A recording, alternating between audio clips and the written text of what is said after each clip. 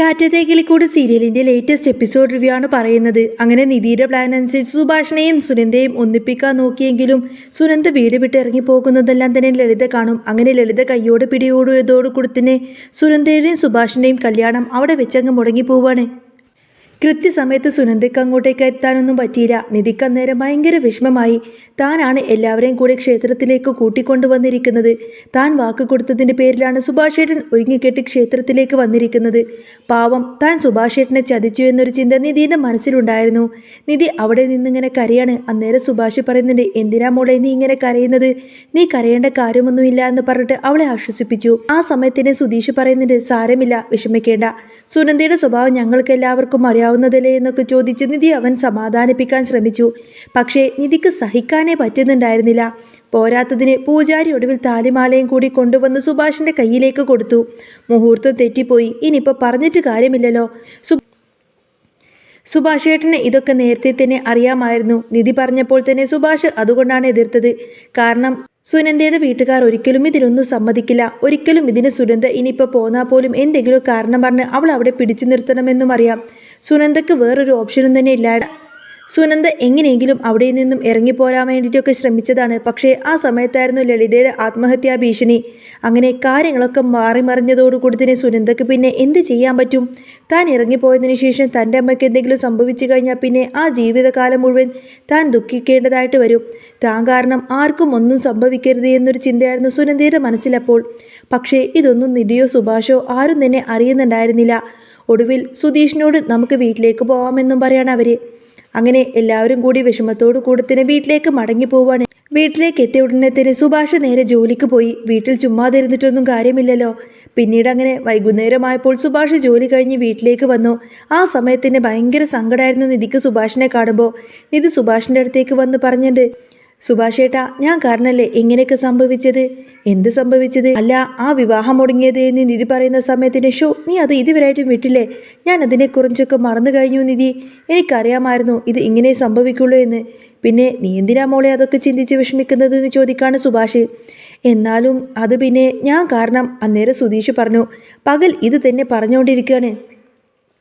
ഞാൻ കുറേ സമയം ഇവളെ ആശ്വസിപ്പിക്കാൻ ശ്രമിച്ചു. സുഭാഷ് ചോദിക്കുന്നുണ്ട്, അല്ല, ഉച്ചയ്ക്ക് ഞാൻ കാര്യമായിട്ടൊന്നും ഉണ്ടാക്കി വെച്ചിട്ടില്ലായിരുന്നു.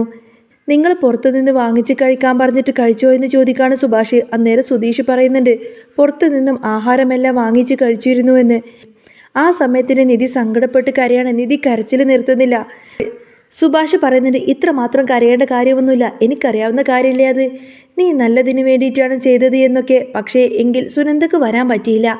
ചിലപ്പോൾ അവൾ അവിടെ എന്തെങ്കിലും ബുദ്ധിമുട്ടുണ്ടായിട്ട് കാണുമെന്ന് പറയും. എൻ്റെ കാര്യം ഇങ്ങനെയൊക്കെ തന്നെയാണ്, അതെങ്ങനെ നടക്കുകയുള്ളൂ. അതൊന്നും ഓർത്ത് നിങ്ങളാരും വിഷമിക്കണ്ട എന്നൊക്കെ പറയാണ് സുഭാഷ്. അത് കേട്ടപ്പോൾ നിധി പറയുന്നുണ്ട്, സുനന്ദ വരുമെന്ന് ഞാൻ പ്രതീക്ഷിച്ചിരുന്നു. അവൾ വാക്കുമാറില്ല എന്ന് ഞാൻ കരുതി. പക്ഷേ ഇങ്ങനെയൊക്കെ സംഭവിക്കുമെന്ന് ഒട്ടും ഞാൻ പ്രതീക്ഷിച്ചിരുന്നില്ല. എന്നോട് ക്ഷമിക്കാനൊക്കെ പറഞ്ഞുകൊണ്ട് തന്നെ കാലിൽ വീണിങ്ങനെ മാപ്പ് ചോദിക്കാൻ തുടങ്ങുകയാണ് നിധി. അന്നേരം സുഭാഷ് പറയുന്നുണ്ട്, എന്താ മോളെ നീ ഈ കാണിക്കുന്നത്? ഇതിൻ്റെ ഒന്നും ഒരു ആവശ്യമില്ല. നീ എൻ്റെ അനിയത്തി കുട്ടിയല്ലേ എന്ന് ചോദിക്കും. നീ ഒരു തെറ്റും ചെയ്തിട്ടില്ല. നിന്നെ എനിക്ക് ഇഷ്ടമാണ് മോളെ. കാരണം നീ എൻ്റെ നന്മയെ കരുതിയിട്ടാണ് ഓരോ കാര്യങ്ങളും എനിക്ക് വേണ്ടി ചെയ്തു തരുന്നത്. പക്ഷേ അതൊന്നും സാരമില്ല, എനിക്ക് യോഗമില്ല എന്ന് ഞാൻ അങ്ങ് കൂട്ടിക്കൊള്ളാമെന്നൊക്കെ പറയാണ് സുഭാഷ്.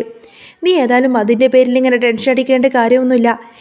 എനിക്കറിയാമല്ലോ എൻ്റെ കാര്യം, എനിക്ക് വിഷമമൊന്നുമില്ല എന്നൊക്കെ പറഞ്ഞിങ്ങനെ സ്വയം ആശ്വസിക്കാൻ.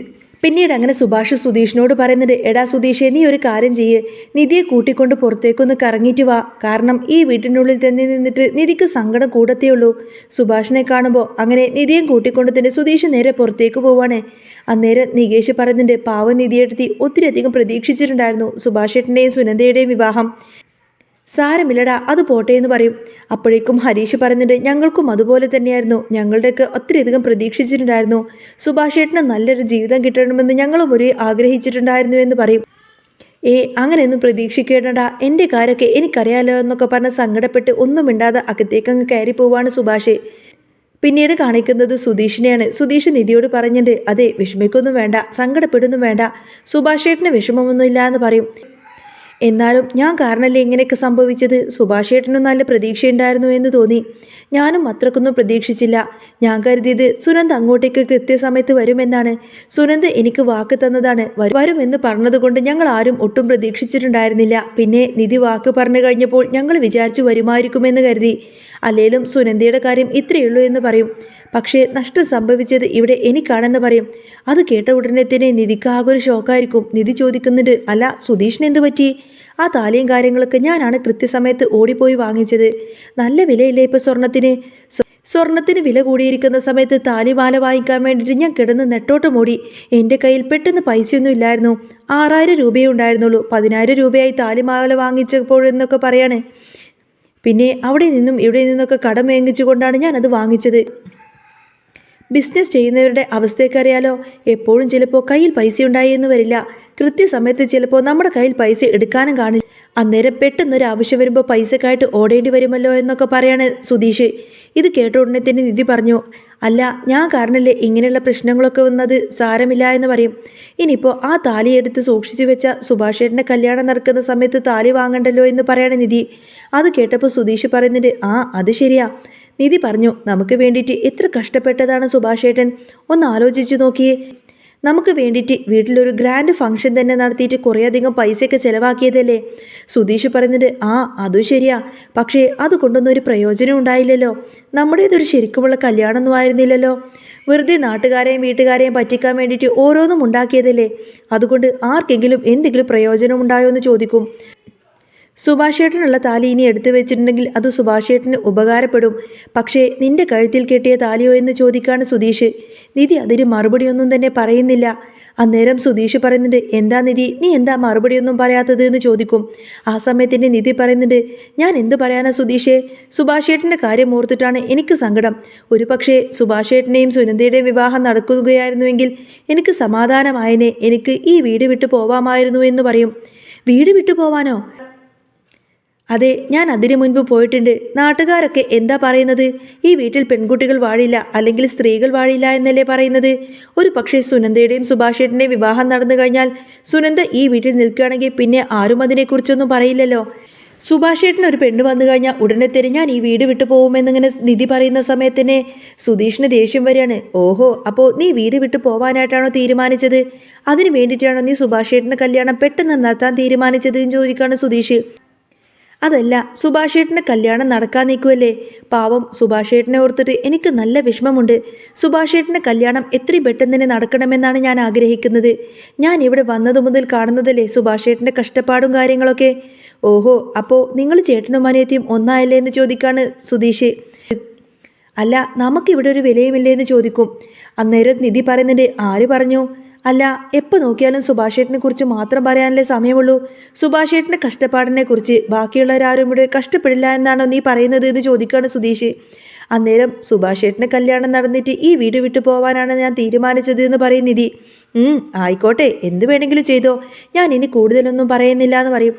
അന്നേരം നിധി പറയുന്നത്, അങ്ങനെയൊന്നും പറയില്ല സുധീഷേ. ഏയ് ആയിക്കോ, എന്ത് വേണമെങ്കിലും ആയിക്കോ, ഞാൻ അങ്ങോട്ടേക്ക് പോയേക്കാമെന്നും പറഞ്ഞു കൊടുത്തിനെ. സുധീഷ് സങ്കടപ്പെട്ട് അവിടെ നിന്നങ്ങ് കയറി പോവാണേ. സുധീഷിൻ്റെ വാക്ക് കേൾക്കുന്ന സമയത്തിന് നിധിക്കും വല്ലാത്ത സങ്കടം തോന്നി. കാരണം സുഭാഷേട്ടൻ്റെ കല്യാണം നടക്കുമെന്ന് ഓർത്തുകൊണ്ടാണ് ഇങ്ങനെയൊക്കെ ചെയ്തത്. അതിപ്പോൾ എല്ലാവരെയും വേദനിപ്പിച്ചല്ലോ എന്നൊരു ചിന്ത നിധിയുടെ മനസ്സിലുണ്ടായി. അങ്ങനെ പിറ്റേ ദിവസം സുഭാഷ് രാവിലെ അടുക്കള ജോലികളൊക്കെ തീർത്ത് ജോലിക്ക് പോവാൻ തുടങ്ങുകയാണ്. ആ സമയത്തിന് നികേഷും ഹരീഷൊക്കെ സംസാരിച്ചുകൊണ്ടിരിക്കുകയായിരിക്കും. അന്നേരം സുഭാഷ് വന്ന് പറയുന്നുണ്ട്, അതെ, എനിക്കിന്ന് കുറച്ച് നേരത്തെ തന്നെ ജോലിക്ക് പോകണം. കുറച്ച് കൂടുതൽ ജോലിയുണ്ട്. പിന്നെ അടുക്കളയിൽ ആഹാരമൊക്കെ നിങ്ങൾക്ക് ഉണ്ടാക്കി വെച്ചിട്ടുണ്ട്. ഇന്ന് വെജിറ്റബിൾ റൈസാണ് ഉണ്ടാക്കി വെച്ചിരിക്കുന്നത് എന്നൊക്കെ പറയും. അത് കേട്ടപ്പോൾ നികേഷ് ചോദിക്കുന്നുണ്ട്, അയ്യോ അത് മാത്രമേ ഉള്ളൂ എന്ന്. അല്ല, നിനക്കിഷ്ടപ്പെട്ട കോളിഫ്ലവർ ഫ്രൈയും കൂടി ഉണ്ടാക്കി വെച്ചിട്ടുണ്ട് എന്ന് പറയാണ്. ഹൗ, രക്ഷപ്പെട്ടു. ഇത് കേട്ടപ്പോൾ സുധീഷ് പറയുന്നുണ്ട്, സുഭാഷേട്ടാ, എനിക്ക് രാവിലെ എഴുന്നേറ്റ് ഒരു ഗ്ലാസ് കോഫി പോലും കിട്ടിയിട്ടില്ല എന്ന് പറയും. അയ്യോ, ഞാനത് മറന്നുപോയി മോനെ, ഇപ്പം എടുത്തിട്ട് വരാമെന്ന് പറഞ്ഞ് നേരെ അടുക്കളയിലേക്ക് അങ്ങ് പോവാണ് സുഭാഷ്. ഇതെല്ലാം കേട്ടുകൊണ്ടായിരിക്കട്ടോ നിധി വരുന്നത്. നിധി വന്ന് ചോദിക്കുന്നൊരു സാമാന്യ ബോധം എന്ന് പറഞ്ഞൊരു സംഭവം നിങ്ങൾക്കുണ്ടോ? സുഭാഷേട്ടന് നേരത്തെ പോകണമെന്ന് പറഞ്ഞത് കേട്ടില്ലായിരുന്നോ?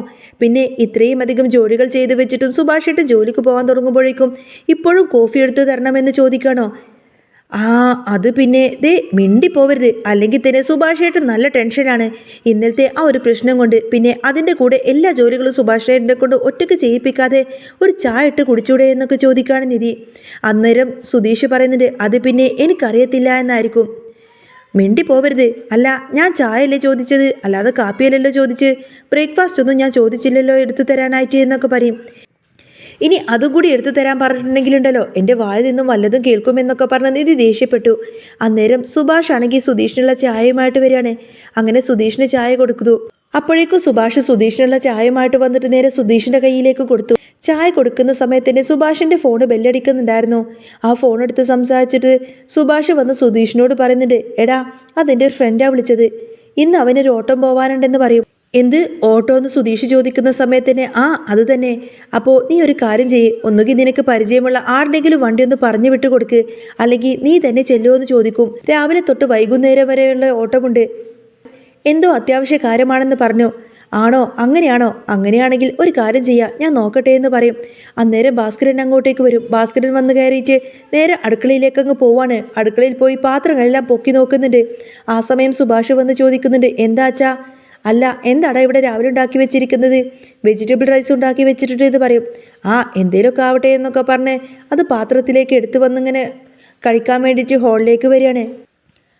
അവിടെ ഭക്ഷണമെല്ലാം വിളമ്പിക്കൊണ്ട് വന്നിട്ട് താഴെ ഹാളിലിങ്ങനെ നിലത്തിരുന്ന് ഭക്ഷണം കഴിക്കുന്നത് സമയത്ത് തന്നെ നിധി അതിങ്ങനെ നോക്കി നിൽക്കുന്നുണ്ട്. അന്നേരം സുഭാഷ് വീണ്ടും സുധീഷിനോട് പറയാണ്, എടാ സുധീഷേ, നീ ഒന്നും പറഞ്ഞില്ല, രാവിലെ തൊട്ട് വൈകുന്നേരം വരെ എത്ര രൂപയാവും? അവൻ പൈസയുടെ കാര്യം ചോദിച്ചിട്ടുണ്ടായിരുന്നു, പറയണമെന്ന് പറയും. ഒരു 4000 രൂപയാവുമെന്ന് പറയാണ്. എന്ത് 4000? അത് കുറച്ച് കൂടുതലല്ലേ എന്ന് ചോദിക്കുകയാണ് സുഭാഷ്. അതിപ്പോൾ എങ്ങനെ കൂടുതലാണ്? സുഭാഷ് ഏട്ടൻ്റെ ഫ്രണ്ടാണെന്ന് കരുതിയിട്ട് എനിക്ക് കുറക്കാൻ പറ്റുമോ എന്ന് ചോദിക്കും. അന്നേരം നിധി ചോദിക്കുന്നുണ്ട്, സുഭാഷ് ഏട്ടാ അന്ന് ഞാൻ ഇവിടെ വന്ന് കഴിഞ്ഞപ്പോൾ കണ്ട ഫ്രണ്ടാണോ എന്ന് ചോദിക്കും. അത് തന്നെ, അവനാണ്, അവന് വേണ്ടിയിട്ടാണെന്ന് പറയും. അന്നേരം നിധി പറയുന്നുണ്ട്, ഒരു കാര്യം ചെയ്ത് സുധീഷ്, കുറച്ച് പൈസ കുറക്കാൻ പറയും. അതെങ്ങനെയാ കുറക്കുന്നത്? കുറക്കാനൊന്നും പറ്റില്ല. ഇത് കേട്ടപ്പോൾ നിധി പറയുന്നുണ്ട്, സ്വന്തം വണ്ടിയല്ലേ, സ്വന്തമായിട്ട് ട്രാവൽ ഏജൻസി നടത്തുന്ന ആളല്ലേ, എന്നിട്ടാണോ ഇങ്ങനെ കുറക്കില്ല എന്നൊക്കെ പറയുന്നത് എന്ന് ചോദിക്കാണ് സുധീഷിനോട്. സ്വന്തം വണ്ടിയാകുമ്പോൾ കുറച്ച് പൈസയൊക്കെ കുറക്കാം. അന്നേരം ഭാസ്കരൻ ചോദിക്കുന്നുണ്ട്, എന്ത് സ്വന്തം വണ്ടിയോ? സുധീഷ് അന്നേരം ആകെ ഞെട്ടിപ്പോയി. സ്വന്തം കള്ളത്തരമെങ്ങാനും പുറത്തേക്ക് വരുമോ എന്ന് ഓർത്തുകൊണ്ട് തന്നെ സുധീഷിനാകെ ടെൻഷനാവും. അന്നേരം ഇതാ പറയുന്നത്, സ്വന്തം വണ്ടിയല്ലേ ഓടിക്കുന്നത്, ട്രാവൽ ഏജൻസി ഉണ്ട് താനും, അതുകൊണ്ട് പിന്നെ പേടിക്കേണ്ട കാര്യമൊന്നുമില്ല, കുറച്ച് പൈസയൊക്കെ ഒന്ന് വിട്ടുവീഴ്ച ചെയ്യാമെന്നൊക്കെ പറയും. അത് കേട്ടപ്പോൾ ഭാസ്കരൻ അങ്ങ് ചിരിക്കാണ്. ഇവന് സ്വന്തം വണ്ടി, നല്ല കഥയായി. അപ്പോഴേക്കും സുധീഷ് പറയുന്നുണ്ട്, നിങ്ങളൊന്നും മിണ്ടാതിരിക്കുമോ, ആഹാരം കഴിക്കാനാണെങ്കിൽ കഴിച്ചിട്ട് എഴുന്നേറ്റ് പോകാൻ പറയും. ആ സമയത്തിന് ഭാസ്കരൻ പറയുന്നുണ്ട്, എൻ്റെ മോളെ, ഇവന് സ്വന്തം വണ്ടിയൊന്നുമില്ല, ഇവൻ കടക്കാരുടെ വണ്ടിയാണ് ഓടിക്കാൻ പോകുന്നത് എന്ന് പറയും. എന്ത് കടക്കാരുടെ വണ്ടിയോ? അതെ, ഇവൻ വാടകയ്ക്ക് വണ്ടി എടുത്തിട്ട് ഓടിക്കുന്നതാണെന്ന് പറയും. ഇവനൊരു ടൂറിസ്റ്റ് ടാക്സി ഡ്രൈവറാണെന്ന് പറയും. സ്വന്തമായിട്ട് വണ്ടിയും ചണ്ടിയും ഒന്നും തന്നെ ഇല്ല എന്ന് പറയും. അത് കേട്ടപ്പോൾ നിധി ആകെ ഞെട്ടിപ്പോവാണ്. എന്നിട്ട് ചോദിക്കുന്നുണ്ട്, സത്യമാണ് സുധീഷേ ഈ പറയുന്നത് എന്ന് ചോദിക്കും. അന്നേരം സുധീഷ് പറയുന്നുണ്ട്, അത് പിന്നെ ഞാൻ ഓഹോ, അപ്പോൾ എന്നോട് ഇത്രയും കാലം കള്ളത്തരം പറയായിരുന്നു അല്ലേ എന്ന് ചോദിക്കുകയാണ്. അത് പിന്നെ എനിക്ക് പറയാനായിട്ടൊരു അവസരം കിട്ടിയില്ല എന്ന് പറഞ്ഞിങ്ങനെ ന്യായീകരിക്കാൻ നോക്കുകയാണ് സുധീഷ്. അത് കേട്ടപ്പോൾ നിധിക്ക് ദേഷ്യം വന്നു. നിധി പറയുന്നുണ്ട്, ഈ വീട്ടിലേക്ക് ഞാൻ വന്നിട്ട് ഇപ്പോൾ 2-3 മാസമായി, ഇതുവരെയായിട്ടും ഇതൊന്നും നിങ്ങൾക്ക് എന്നോട് പറയാനായിട്ട് സമയം കിട്ടിയിട്ടില്ലേ എന്ന് ചോദിക്കും. അത് പിന്നെ ഞാൻ കൂടുതലൊന്നും പറയണ്ട. അന്നേരം നികേഷ് പറയുന്നുണ്ട്, ആഹാ കൊള്ളാമല്ലോ സുധീഷ് ഏട്ടാ, അപ്പോൾ വലിയ വലിയ കള്ളത്തരങ്ങളൊക്കെ പറഞ്ഞുകൊണ്ടിരിക്കുകയാണല്ലേ. അങ്ങനെ എല്ലാവരും കൂടി സുധീഷിനെ അങ്ങനെ കുറ്റപ്പെടുത്തി സംസാരിക്കുകയാണ്. അന്നേരം സുഭാഷ് പറയുന്നുണ്ട്, മതി മതി നിർത്ത്, ഇനി ഇതിൻ്റെ പേരിൽ ഏതായാലും ഒരു പ്രശ്നവും വഴക്കൊന്നും വേണ്ട എന്ന് പറയും. നിധി പറയുന്നുണ്ട്, ഇനി നിങ്ങൾ എന്ത് പറഞ്ഞാലും ഞാൻ വിശ്വസിക്കുന്നില്ല. എന്തൊക്കെയാണ് എന്നോട് പറഞ്ഞു വെച്ചിരിക്കുന്നത്? സ്വന്തമായിട്ട് ട്രാവൽ ഏജൻസി നടത്തുകയാണെന്ന്, കാറുണ്ട് എന്നൊക്കെ പറഞ്ഞു. ഇപ്പോഴിതാ ഒന്നുമില്ല. നിധിയുടെ വാക്ക് കേൾക്കുന്ന സമയത്തിന് സുധീഷിന് വല്ലാത്ത സങ്കടമായി. സുധീഷ് പറയുന്നത്, നിധി ഞാൻ പറയുന്നത് നീ ഒന്ന് മനസ്സിലാക്കുകയെന്ന് പറയും. എന്ത് മനസ്സിലാക്കാനായിട്ടാണ്? അല്ല പിന്നെ ഈ കള്ളത്തരങ്ങളൊക്കെ നിന്നോട് പറഞ്ഞ് അന്ന് അവിടെ വന്നപ്പോഴല്ലേ? അതൊക്കെ പറഞ്ഞത് തമാശക്കാണ്. അത് നമ്മുടെ കല്യാണത്തിന് മുൻപായിരുന്നു. അതിനുശേഷമല്ലേ ഇങ്ങനെയൊക്കെ സംഭവിച്ചത്? വേണ്ട, നീ എന്നോട് കൂടുതലൊന്നും സംസാരിക്കണ്ട, എന്നോട് മിണ്ടാൻ പോലും വന്നേക്കരുത് എന്നൊക്കെ പറഞ്ഞ് നിധി അങ്ങ് ദേഷ്യപ്പെട്ട് അവിടെ നിന്നങ്ങ് ഇറങ്ങിപ്പോവാണ്. ആ സമയത്തിൻ്റെ ഭാസ്കരൻ ഏതായാലും ഭക്ഷണം മുഴുവൻ അങ്ങ് കഴിച്ചതിന് ശേഷം ഒന്ന് ഏമ്പക്കം വിട്ടു. ഓ, ഇപ്പോഴാണ് വയറും മനസ്സും അങ്ങ് നിറഞ്ഞത് എന്ന് ഒരു അർത്ഥം വെച്ചതുപോലെ അങ്ങ് പറയാണ് ഭാസ്കരൻ. അച്ഛൻ്റെ ഒരു കാര്യം, അച്ഛൻ കാരണമാണല്ലോ എല്ലാ പ്രശ്നങ്ങളും ഉണ്ടായത് എന്നൊക്കെ പറഞ്ഞ് സുധീഷ് കുറ്റപ്പെടുത്തും. ഭാസ്കരനാണെങ്കിൽ ഒന്നും മൈൻഡ് ചെയ്യാതെ അവിടെ നിന്നങ്ങ് എഴുതി പോവാണ്. പിന്നീട് നിധിയുടെ അടുത്തേക്ക് സുധീഷ് വരുന്നുണ്ട്. സുധീഷ് വന്ന് പറയുന്നുണ്ട്, അതെ നീ എന്നോട് ക്ഷമിക്ക് നിധി. അല്ല, ഞാൻ അങ്ങനെയൊക്കെ എന്നിങ്ങനെ പറയാൻ ശ്രമിക്കുന്ന സമയത്ത് തന്നെ നിധി പറയുന്നുണ്ട്, വേണ്ട നീ ഇനി കൂടുതലൊന്നും സംസാരിക്കണ്ട, അതെനിക്ക് പറയാനുള്ള സന്ദർഭം കിട്ടാത്തത് കൊണ്ടാ നിധി എന്ന് പറയുന്ന സമയത്ത് തന്നെ, എന്ത് സന്ദർഭം കിട്ടാത്തത് കൊണ്ടോ? ഈ 3 മാസമായിട്ട് ഞാൻ ഈ വീട്ടിൽ തന്നെ ഉണ്ടായിരുന്നല്ലോ. നമ്മൾ ഇതിനിടയ്ക്ക് എത്രയോ സ്ഥലങ്ങളിൽ പോയി, എനിക്ക് ജോലി അന്വേഷിച്ചു പോയി, എന്നിട്ടൊന്നും സുധീഷിനൊരു സന്ദർഭം കിട്ടിയില്ലേ എന്ന് ചോദിക്കും. അത് പിന്നെ ഞാൻ കള്ളത്തരം പറഞ്ഞ് അത് അവിടെ വെച്ചല്ലേ, പക്ഷേ ഇവിടെ വന്നതിന് ശേഷം ഞാൻ ഒരു കള്ളത്തരം പറഞ്ഞോ എന്ന് ചോദിക്കുകയാണ് സുധീഷ്. അന്നേരം നിധി പറയുന്നുണ്ട്, ആര് പറഞ്ഞു കള്ളത്തരം പറഞ്ഞില്ല എന്ന്? അന്ന് കോളേജിലേക്ക് പോകാൻ നോക്കുന്ന സമയത്തിന് ഇതെൻ്റെ വണ്ടിയാണ്, ഇതിൽ കയറി പോയിക്കോ എന്നൊക്കെ പറഞ്ഞുകൊണ്ടത് സുധീഷ് തന്നെയല്ലേ എന്നെ ആ വണ്ടിയിൽ കയറ്റി വിട്ടത്? നാട്ടുകാരുടെ വണ്ടിയിലല്ലേ എന്നെ അന്ന് കയറ്റി വിട്ടത്? അപ്പോഴും എന്നോട് കള്ളത്തരമല്ലേ പറഞ്ഞത്? അങ്ങനെയൊക്കെ പറയേണ്ട കാര്യമുണ്ടായിരുന്നോ എന്ന് ചോദിച്ചിട്ട് നിധി ദേഷ്യപ്പെടും. അന്നേരം സുധീഷിൻ്റെ കള്ളത്തരം അങ്ങ് പുറത്തു വരികയാണ്.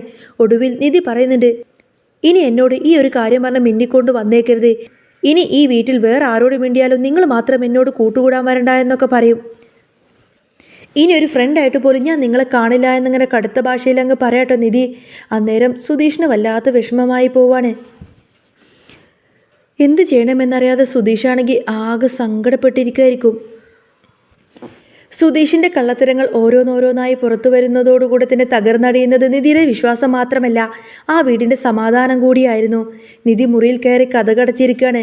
സുധീഷിനെ താൻ എങ്ങനെയെങ്കിലും മനസ്സിലാക്കാൻ നോക്കുന്ന സമയത്തിന് ഒരു കളിപ്പാവയെ പോലെ തന്നെ പറ്റിക്കുമായിരുന്നു സുധീഷ് എന്ന തിരിച്ചറിവ് നിധിയെ വല്ലാതെ തളർത്തി കളഞ്ഞു. പുറത്ത് സുധീഷ് വാതിൽ മുട്ടി നിധിയെ വിളിക്കുന്നുണ്ടെങ്കിലും അവളൊന്നും പ്രതികരിച്ചില്ല. നിധി പ്ലീസ് കഥക് തുറക്ക്, എനിക്കൊരവസരം കൂടി തരൂ, ഞാൻ എല്ലാം വിശദീകരിക്കാമെന്ന് സുധീഷ് ഇങ്ങനെ കേഴ്ന്ന് പറയുന്നുണ്ട് എങ്കിൽ പോലും നിധി അതൊന്നും തന്നെ മൈൻഡ് ചെയ്യുന്നില്ല. പാവം സുഭാഷിൻ്റെ നല്ല മനസ്സ് കണ്ട് സങ്കടപ്പെട്ടിരിക്കുന്ന നിധിക്ക് സുധീഷിൻ്റെ വാക്കുകൾ വെറും ഒരു പാഴ്വാക്കായി തോന്നി. ഭാസ്കരൻ ഇതുകൊണ്ടൊന്നും നിർത്താൻ ഭാവമില്ലായിരുന്നു. സുധീഷിനെ ഒന്നുകൂടി നാറ്റിക്കാനായി അയാൾ അയൽക്കാരോടും നാട്ടുകാരോടും സുധീഷ് വെറും വാടക വണ്ടി ഓടിക്കുന്ന ഡ്രൈവറാണ് എന്നും നിധിയെ വലിയ ബിസിനസ്സുകാരനാണെന്ന് പറഞ്ഞ് പറ്റിച്ചിരിക്കുകയാണെന്നൊക്കെ പറഞ്ഞു പരത്താൻ തുടങ്ങി. ഇത് സുഭാഷിനെ വല്ലാതെ വേദനിപ്പിച്ചിരുന്നു. തൻ്റെ അനിയൻ ഒരു കള്ളനാണെന്നും നാട്ടുകാർ പറയുന്നത് കേൾക്കാൻ ആ വലിയ മനസ്സിനാകുമായിരുന്നില്ല. അന്ന് രാത്രി സുഭാഷ് സുധീഷിനെ വിളിച്ച് സംസാരിച്ചു. എടാ, നീ എന്തിനാണ് അവളോട് ഇങ്ങനെയൊക്കെ കള്ളം പറഞ്ഞത്? അധ്വാനിച്ച് ജീവിക്കുന്നത് ഒരു മോശപ്പെട്ട കാര്യമാണോ? നീ ഡ്രൈവറാണെന്ന് പറഞ്ഞുവെങ്കിലും അവൾ നിന്നെ സ്നേഹിക്കുമായിരുന്നു. പക്ഷേ കള്ളത്തരം പറഞ്ഞത് ഒട്ടും ശരിയായില്ല. സുഭാഷിൻ്റെ ഈ വാക്കുകൾ സുധീഷിൻ്റെ കണ്ണ് തുറപ്പിച്ചു. താൻ ചെയ്ത തെറ്റ് അവൻ മനസ്സിലാക്കി. എങ്ങനെയെങ്കിലും നിധിയുടെ വിശ്വാസം നേടിയെടുക്കണമെന്ന് അവൻ മനസ്സിൽ ഉറപ്പിച്ചു. അതിനിടയിൽ അപ്രതീക്ഷിതമായി സുനന്ദ ഈ വീട്ടിലേക്ക് വന്നു. വിവാഹം മുടങ്ങിയതോടുകൂടി തന്നെ തകർന്നു പോയ അവൾ തൻ്റെ അമ്മയുടെ ഭീഷണികളെയെല്ലാം മറികടന്നുകൊണ്ടാണ് സുധീഷിൻ്റെ വീട്ടിലേക്ക് എത്തിയത്. സുനന്ദയുടെ വരവ് ആ വീട്ടിൽ പുതിയൊരു ഉണർവ് നൽകി. സുഭാഷിൻ്റെയും സുനന്ദയുടെയും വിവാഹം ലളിതമായി തന്നെ ക്ഷേത്രത്തിൽ വെച്ച് നടത്താൻ എല്ലാവരും തീരുമാനിച്ചു. അങ്ങനെ ഒരുപാടധികം പ്രശ്നങ്ങൾക്കും പൊട്ടിത്തെറികൾക്കും ശേഷമായിരിക്കട്ടെ സുനന്ദയും സുഭാഷും ഒന്നിക്കാൻ തീരുമാനിച്ചിരിക്കുന്നത്. അതോടുകൂടെ തന്നെ എല്ലാവരോടും യാത്ര പറഞ്ഞ് ആ വീട്ടിൽ നിന്നും ഇറങ്ങിപ്പോവാൻ തീരുമാനിക്കുകയാണ് നിധി. ആ സമയം സുധീഷ് അവളുടെ മുന്നിൽ വന്ന് മുട്ടുകുത്തി കരഞ്ഞുകൊണ്ട് മാപ്പപേക്ഷിച്ചു. നിധി പ്ലീസ്, നീ ഇവിടെ നിന്നും പോവരുത്. ഞാൻ ഇനി ഒരിക്കലും നിന്നോട് കള്ളം പറയില്ല നിധി. ഞാനൊരു ടാക്സി ഡ്രൈവറായി തന്നെ നിന്നെ പൊന്നുപോലെ നോക്കിക്കോളാം. സുധീഷിൻ്റെ കണ്ണുകളിലെ ആത്മാർത്ഥത കണ്ടുകൊണ്ടതിന് നിധിയുടെ മനസ്സ് പതിയെന്ന് അലിഞ്ഞു തുടങ്ങിയിരുന്നു. ഒട്ടും പ്രതീക്ഷിക്കാത്ത രീതിയിൽ നിധിയുടെ മനസ്സ് വല്ലാതെ സുധീഷിൻ്റെ അടുത്തേക്ക് ചായുന്നതും കാണിച്ചുകൊണ്ടാണ് കേട്ടോ എപ്പിസോഡ് പൂർണ്ണമാവുന്നത്. അപ്പോൾ നിങ്ങൾക്ക് ഈ ഒരു ചാനൽ ഇഷ്ടമാവുകയാണെങ്കിൽ സബ്സ്ക്രൈബ് ചെയ്യാനും സപ്പോർട്ട് ചെയ്യാനും മറക്കല്ലേ. നെക്സ്റ്റ് വീഡിയോ ആയിട്ട് ഉടനെ വരാം. ബൈ.